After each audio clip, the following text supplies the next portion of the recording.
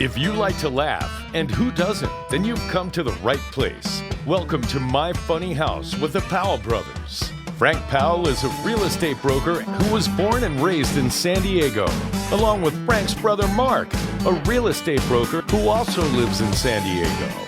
Each week, the Powell brothers bring in a special guest comedian to share hilarious real estate stories so you can learn what can go really right and what can go really wrong with home improvements and home ownership. So now, let's get into it with My Funny House. Here are your hosts, Frank and Mark Powell on The Answer San Diego.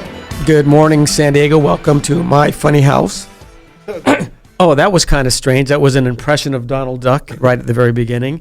Well, welcome to My Funny House. My name is Mark Powell. I'd like to introduce my co-host and brother over here. Happy Saturday morning. This is Frank Powell. And today we have a very special show. You guys won't be able to know because you're on the radio, but if you go on our YouTube channel, in-house we have Maria Herman, the producer of Comedy Heights, with us for the first time in studio. I know, the crowd goes completely wild. What? She exists? Bow. Oh, she's real. So this is awesome. So thank you for being here, Maria. You finally made it up to the studio. There was a lot of things going on in the world that prevented us from being together. And now you're here. So now we're here. We're all here. We're all vaccinated. All vaccinated. We have our shots, and we can travel. It's That's great. correct. We can travel and we can, and we don't have to wear a mask because we're all vaccinated. That's kind of cool, yeah. isn't it? I agree. Okay. Right. And I don't have a third ear yet, so that's awesome. Because that would be really strange with these headsets. Today, we're going to be talking about something that every homeowner, and if you're a renter, need to know about. It's called home maintenance tips, where we're going to give you some tips on what you need to do to maintain your home that will eventually save your money, similar to maintaining your car or maintaining anything that you would have.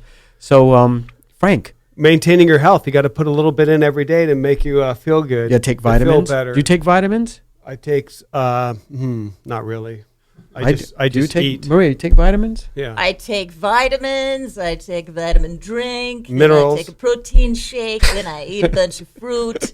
Then I roll out of the house. That's what. Exactly. I drink black coffee and that's it. That's a good vitamin. Yeah, I think coffee is good for you. Maybe it is. It is. I think it's good for you. Made Max well. Frank, can you tell us? Can you tell? That was really bad. Yeah, maybe. Sorry. Yeah. Thank you. We'll be here all week. Frank, if you were going to begin maintaining something in your house, what would you start with? Well, what I would start with, if I was going to maintain my house, is the general cluttering situation that everyone gets involved with, because you tend to buy things and then they end up living places. You know, you don't want to move it anymore. It ends up collecting dust. It ends up doesn't bring joy, you know, as we heard on other radio shows. And I'd get rid of that. So the first thing is So the declutter. first thing to go is your family. Yes. They're out of here. I mean, they've just been collecting dust. This is too much. You're gone. You've been You're here too long. cluttering Time up to the go. Place, please. Well, other than like maintaining your house and keeping it clean. Well, what you want to do is if you're going from the outside in, you always want to like the roof. Okay, so you're parking your car. Look up at your roof. Is there any like indentations in the roof? Is it sagging? Do you see a bunch of grit from the composite tiles in your rain gutter or on your floor? Sometimes you'll find this sand looking like dark sand, and people wonder what it was. And it's actually the roof grit coming off the roof. So first thing I look at is the roof, and then obviously around the roof you got the fascia board, and that would always indicate whether or not you have termites knocking on your door or living in there. And the paint, what the paint look like. So that's what I'd start with. So you would say that maintaining the house would also include getting rid of termites, correct? Getting rid of termites. I feel like this is a show that we did way in the beginning where we talked about sprinkling termites on salads. Oh, yeah. Are we going back there? Yeah, we're going to like chocolate-covered we're having termites. lunch after this, My right? brother loves termites. I don't know what's infatuation with somebody else. They taste talks like about peanuts. termites. When you cook them properly, they taste. So that's what I do. I look at overall house. You want to look at paint. You want to look at the stucco. A lot of times, sprinkler systems that are on automatic will hit a wall, and you'll have the delamination of the stucco. It'll just start peeling off. And I got to ask. I wouldn't feel like so. One time, because this would only happen once, my son threw his hat up on the roof, and he was a teenager, and he went up there to get it, and then when he was coming down, which he thought was safely, his foot. He's got rather large feet, like a size 17 shoe. Wow. Anyhow, so he got his foot stuck in the gutter. And then this is a very sad sight of having this giant person just dangling from the roof by their foot. In any event, then he fell down, broke his knee, and I thought, wait, this is only supposed to happen to people who are checking their roofs, right? Who are checking their roofs to see if something's wrong. It's not supposed to be happening to him. But people need to be careful, right, Absolutely, when you're going up there. And I know even inspections, they're using drones now to check. Is that something you could do? Could you check your roof with a drone? You could drone it. I think Maria's absolutely correct. We have to understand the safety. And most falls that end up in the emergency room are from ladders of people like going up and looking at things, whether it's inside or outside. You get on a ladder, you're 5 feet up, you think you're safe. But when you take a 5-foot fall, your head is actually 10 feet in the air, and it's not good when the head hits cement. Okay, speaking of gutters, I saw something just recently that was very strange. I saw a bunch of plants growing out of rain gutters on a house. It would look like a Chio pet rain house or rain gutter house or whatever. Well, I think those plants are pretty smart because they found a water source. Exactly. So do you think that maintaining gutters is part of that roof maintenance? Maintaining gutters, that's actually quite a large investment. So you don't want them to go bad because it usually costs a couple $1,000s to get rain gutters. Everyone thinks they're cheap. You can get the vinyl ones, but once you put those on, they warp and they're not good. It's good to get like steel, aluminum for your gutters. So the grit from the roof and all the dirt that ends up on your roof ends up in your gutter, and that's where the plants come from because they're blown in. So you got to clean that out. Well, what about those gutter guards? Because I see them advertised on TV. Like somebody can come out. They're super expensive, but they're super good. Yeah, those are good. Those whenever you see a company with really nice commercials, they're going to charge you a lot more because they have to maintain those commercials. But nothing goes in your gutter but the water, so you get the mesh screen. That's a really good one. Well, do you know why rain gutters are placed on a house anyways? Does anybody know? Can anybody raise their hand and answer this question? Why the guards are there? Why do we put rain gutters? So we don't walk under a waterfall? Why do we put guards anywhere? We need security. When you have water hitting cement, it'll etch it in, and you'll have a line in your cement. So obviously it'll work, same with dirt and soil, but it will also damage your cement.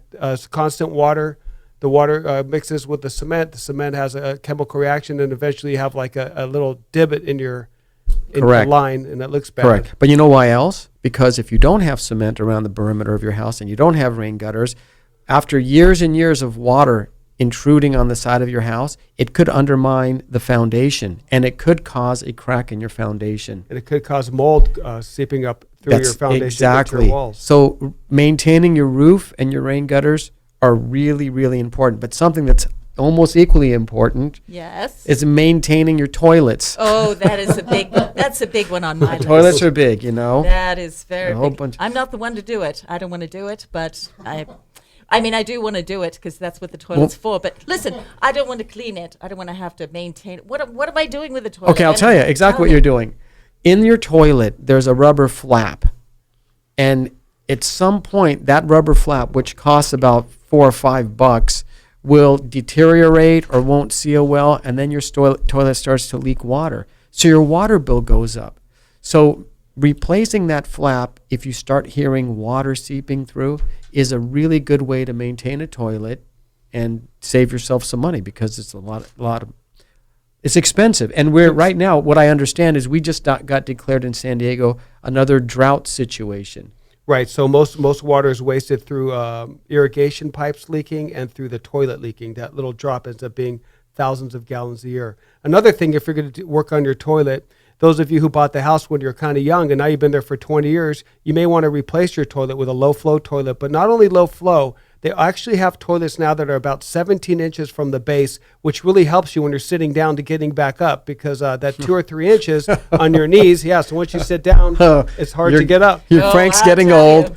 Yes, Frank's getting old. I'd like them to raise the benches at church as well. Anywhere I have to go down on my knees. Please. If you're going to buy a low-flow toilet, you might as well get the one that's a little elevated, like 21 inches, so when you sit down and get up, it's Frank's going to need one of those alarms that says, I'm sitting on the toilet and I can't get up. Oh, poor guy. Hey, one thing that's really important, like all kidding aside, is to maintain your dryer vents. And Frank is going to explain exactly why, because Frank has a background in emergency services. So Frank, why is maintaining the dryer vents so important? Well, do you ever get the story where there's a dryer fire? A lot of fires are started in the garage, And obviously in the garage there's also chemicals. There could be gasoline, there could be oils that are highly combustible, which will create a massive fire and burn your house down. So how does the dryer fire start? How does it start? Tell us. Well, in the dryer, when it heats up and you got the barrel turning around, you get these lint, and the lint goes in to capture through a lint screen. If you don't maintain that lint screen, and even if you do, some of it goes right through it and it ends up inside of the dryer by the heater. Eventually it can clog and start to get more and more combustible, and then you have the lint actually gets on fire because it's very light and it's mixed with the air, and it's a perfect wick. And then you get that dryer fire. Dryer fire is not noticed because it's in the garage and it consumes your garage and all those combustibles, and you have a massive house That's right. fire. So there Yes. you go. So the easy thing is to just keep the lint screen. Not only clean that, but and- you gotta pull your dryer away and get the lint, the vent, the flexible aluminum tube that goes out of your exterior of your house cleaned as well. And they have specific brushes that you Right. can go in there and get the lint out. I've got to tell you, so we had this problem with our dryer that it was taking like 4 times as long to dry towels Right. Really? as it was. And so Yeah. the maintenance guy It's the lint. came. Yeah, well, that's not what he said. I mean, I think he was busy that day. He had another story. So he stuck like a thermometer, or he did a heat temp check. Right. And said, no, this is the exact same temp as it should be, blah, blah, blah, blah. And, of course, nothing happened. So we called them again and we said, listen, there's something is wrong with this dryer. It's just not drying, even though it's hot. And they found a bird's nest. Oh, geez. In So the a dryer? bird's nest, not in the dryer itself, because that would be sad. It'd be like, where'd these Oh, yeah. eggs come from? Like, Right. what's Well, now you this can have on my towels? You can have termites and an omelet. I know, breakfast. In the vent going outside, obviously, the bird had Okay, built a I got nest you. Oh, wow. And then the lint had just was completely blocked. Right. Had blocked everything up, and all this lint came out. There's Right. another thing when you have a dryer that doesn't dry. You also want to check your washer because the spin cycle may be out and it's not spitting all the water out completely, and Right. you get super wet towels, more than wet, wetter. Frank, what other? Do you know of something else that likes to live in dryers? Because this has happened very often. Mice. Right. And mice. Yeah, they crawl in. That's why you want to have Right. a vent that goes out. You want to have a little screen on the back because they'll jump through the hole, and you got all that lint. They create a nest, just like Maria was saying. But you can have rodents in there, and they bring a whole bunch of stuff in there to mix with the lint, and all of a sudden you They have probably a like it. It's probably nice and warm. Yeah, it's really warm in Probably, there. Yeah. this is really cozy. That's- Let's stay here. How far is the refrigerator? We don't have starting Exactly. This is great. I love this apartment. This is awesome. It's insulated. Exactly. The I- refrigerator cushy. also has a motor in it that keeps mice warm too, and that's why they live behind your refrigerator. Frank, okay, now that we're on this safety issues, home maintenance with safety issues, why is it also important to have your fireplace serviced and inspected? Can you tell us why? Oh, I can. I know you can because you're the emergency guy. Okay, so if you have a wood burning fireplace, you're going to be burning, and not when wood burns, it doesn't burn all the fuel. That's why I have the black smoke. The black smoke sticks on the walls on the interior of the flute.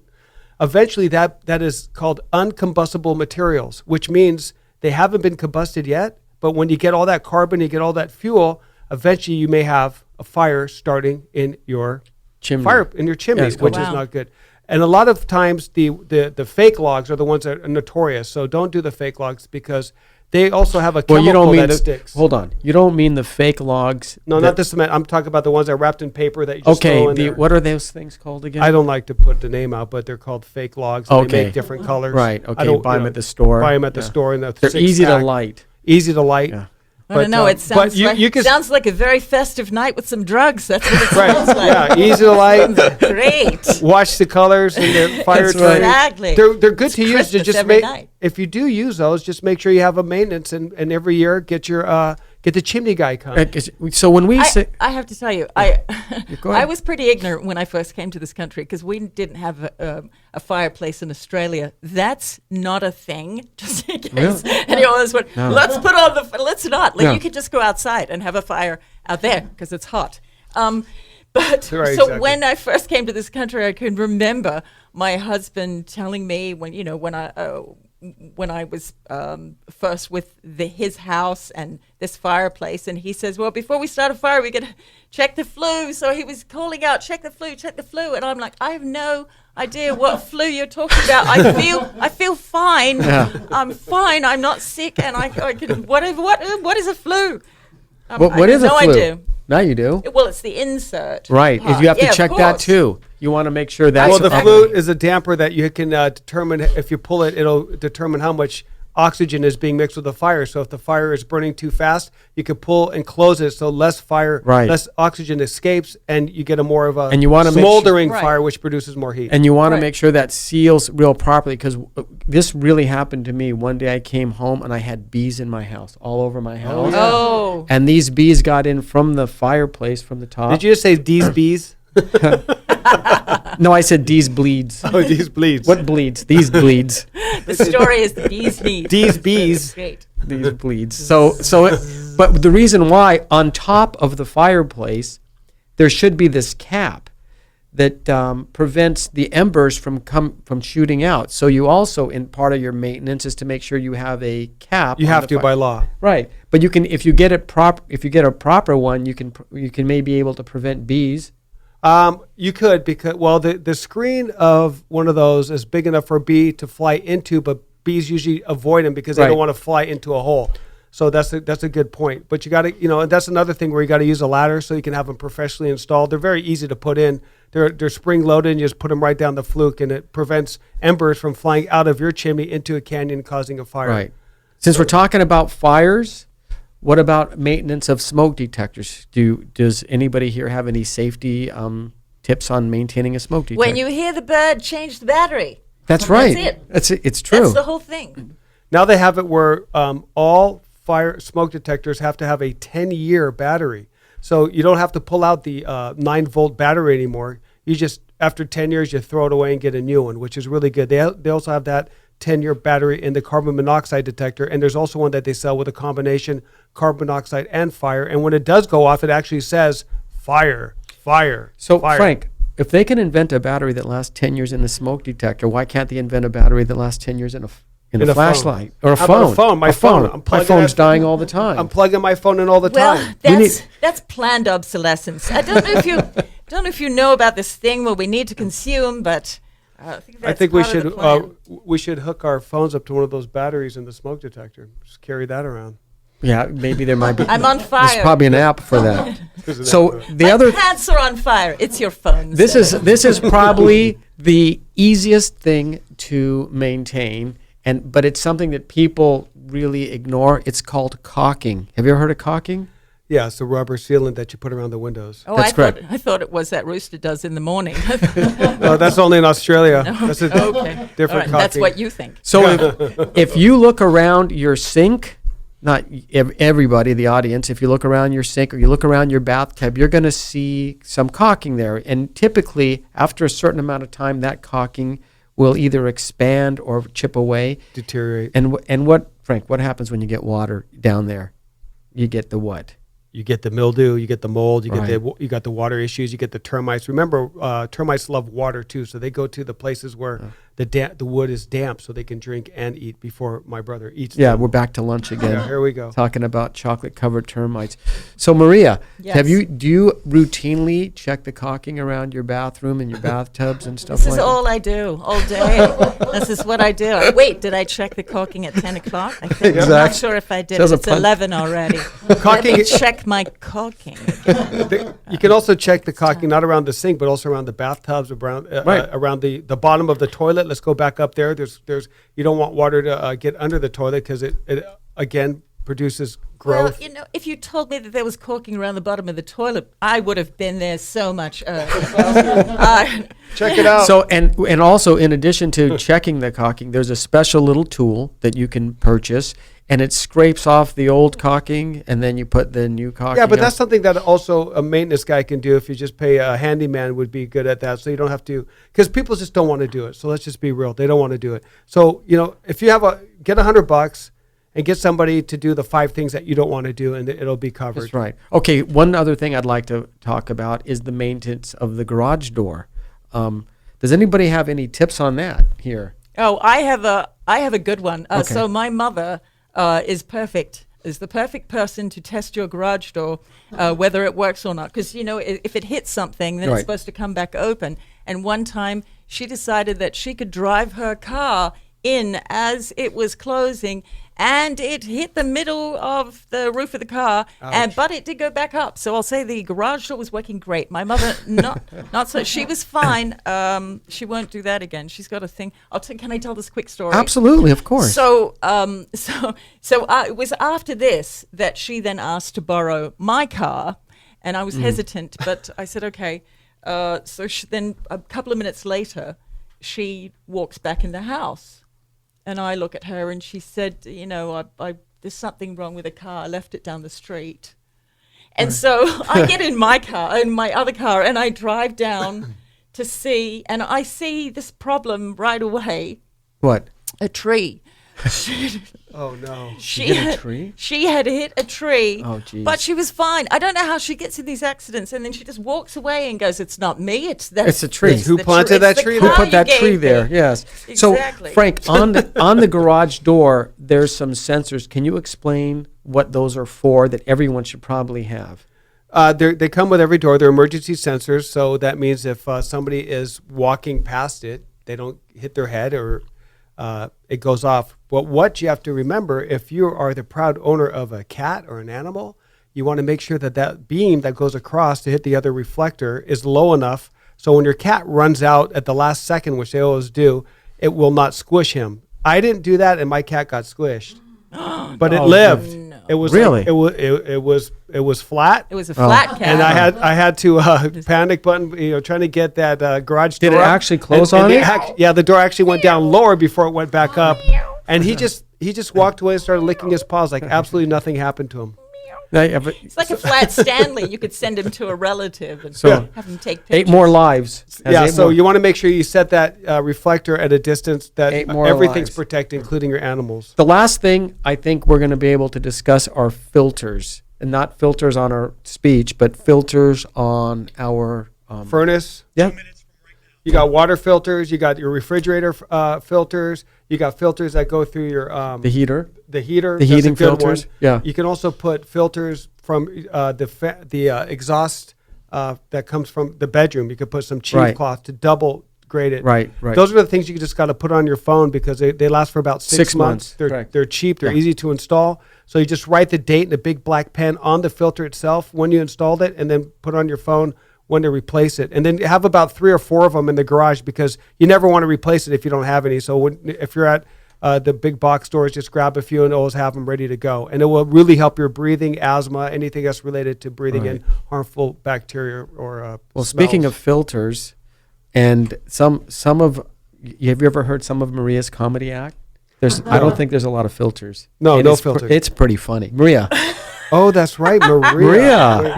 But Saturday morning. I filter all the time. What are you talking about? I filter, I caulk, I caulk my comedy. That's all I do. Let's run a line of caulk around this. This is going to be So Maria, can you just It's tell us Saturday. What are you going to do anything on Saturday? Listen, I just want to mention Comedy Heights. Our show is on at Bay Bridge Brewing every Friday night. It's a fabulous show. And Comedy Heights at Twigs is reopening on Saturday starting Memorial Weekend. It's going to be a lot It's of going to fun. be good. It's so nice to see people getting back together. The vaccines looks like they're going in the right directions. If you want to wear a mask still. It's up to you. But at least you get to see Maria Herman and her crew. She puts on an incredible production. Right. It's been going 10 years and going stronger. Yes. And there's a lot of new talent coming up because everyone was basically hibernating for the last year. So I highly recommend you go to a show that'll bring some sunshine on your day. Comedy and Heights. Some laughter. Comedy Heights. Heights. And if you want to buy, sell, or have any real estate related questions, you Call can the Powell call the Brothers. Powell Brothers at 858-922-7725 or hit us up on the internet at Frank. PowellBrothersRealty.com. Yes. Or you can see this show on YouTube at My Funny House with the Powell Brothers. That's correct. And you can actually see how we're sitting, what we're doing. Yeah. We're talking with Maria. So you on don't have. Spotify too. I'm not sure if it's on. We're on Spotify, We're on 100%. Yeah, Spotify. yeah, Wow, we're on that's cool. Spotify. We're Yeah, moving we're up. big time now. Big time. Big time. Well, hey everybody, thank you so much for tuning in, and See you next week with another topic. Another show. That's some correct. more laughter. My Funny House with the Powell Brothers. Special guest Maria Herman, co-host and special guest. Thanks so much for joining us today for My Funny House with the Powell Brothers, right here on The Answer San Diego. Join us next week as the Powell Brothers bring you more funny stories of what can go really right and what can go really wrong with home improvements and home ownership, and bring the laughs to you with yet another hilarious guest comedian. To find out more about the Powell Brothers, be sure to check out their website at powellbrothersrealty.com, or you can visit myfunnyhouse.com. Again, thanks for being with us, and we'll see you next week for My Funny House on The Answer San Diego.